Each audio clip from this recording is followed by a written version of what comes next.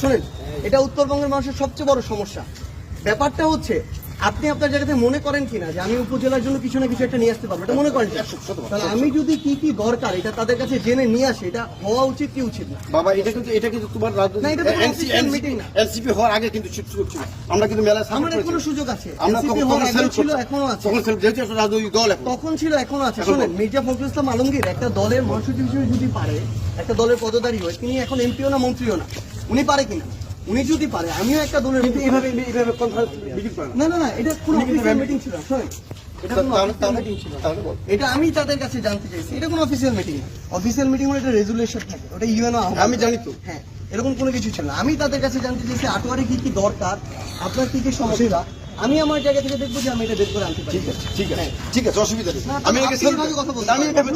ওনাদেরকে আপনার approach এ ভুল। আমি আমাকে জিজ্ঞাসা করেন, আমি আমার আমি তাদেরকে বলতে পারি।